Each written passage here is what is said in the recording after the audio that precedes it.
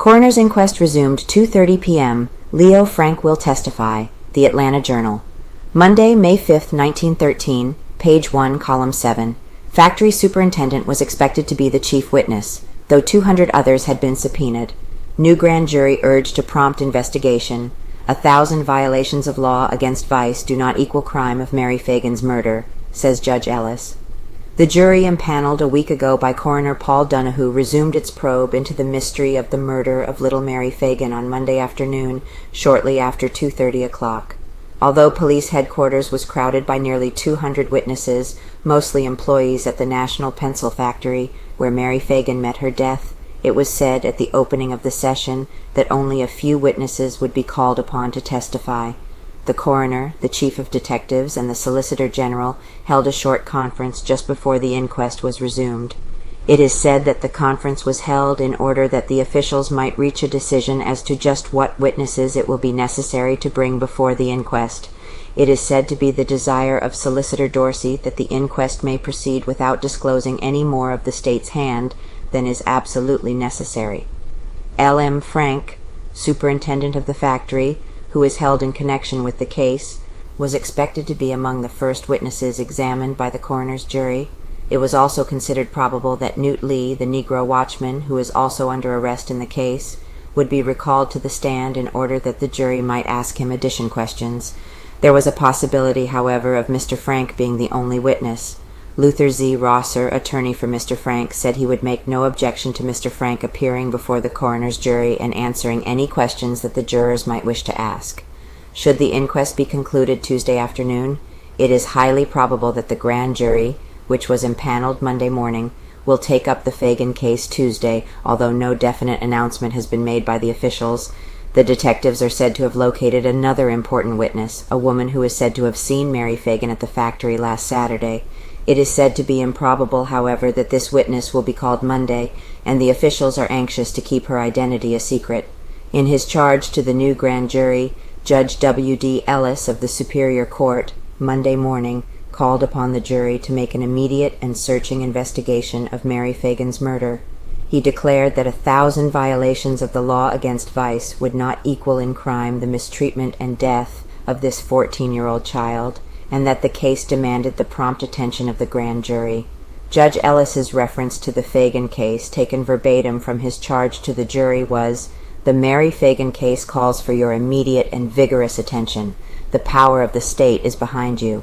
What appears to be an awful crime has been committed, and the welfare of the community, the good name of Atlanta, public justice, and the majesty of the law demand at the hands of this grand jury, and of all officers of the law, the most searching investigation and the prompt bringing to trial of the guilty party."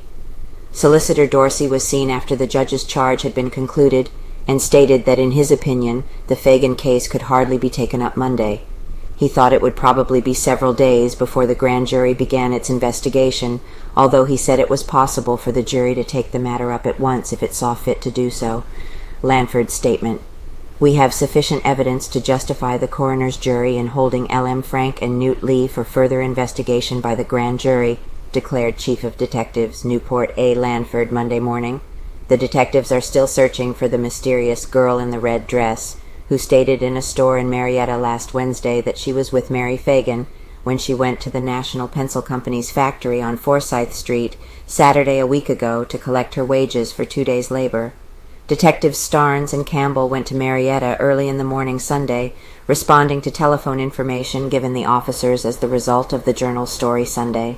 Many people who believed that they might be of assistance in locating the girl called at detective headquarters after reading the Journal's story, and as a result, Chief of Police J.L. Beavers joined the detectives in his auto about 11 o'clock Sunday morning. Chief Beavers stated on his return that the efforts to find the girl of the red dress had proved futile. This girl is supposed to have stated that she went to the factory with Mary Phagan and waited outside while she went to get her money. Soon she was notified by 2 girls who came down the steps that Mary would be down in a few minutes. Later, according to the story, a man came down and told her that Mary said not to wait as she would be busy half an hour or more. New evidence claimed. It is said that important new evidence has been developed in the case. About this the detectives are reticent, and while they are not responsible for the statement, the general impression prevails that Solicitor General Hugh M. Dorsey is using every effort to prevent the public coming into possession of the state's case. A number of stenographers are busy at police headquarters making typewritten copies of the statements made by witnesses and principals in the case, and it is said that this work is being done in order that the case may be gotten before the coroner's jury in a tangible shape. Dr. Claude Smith, city bacteriologist, expects to complete his analysis of the bloodstains before the inquest is resumed. Dr. Smith is making an analysis not only of the bloodstains on the shirt found in a barrel at the home of Newt Lee, but of the bloodstains found on the floor of the second story of the factory, the blood on the lathe at the factory, and also of the blood on the garments worn by the dead girl. Dr. Smith's report will probably tell whether or not it is the same blood on the shirt and on the floor of the factory where Mary Phagan commenced her battle for life, and this will prove of great value to the police. The analysis is expected to have an important bearing on the case in many ways. Pinkerton's aiding.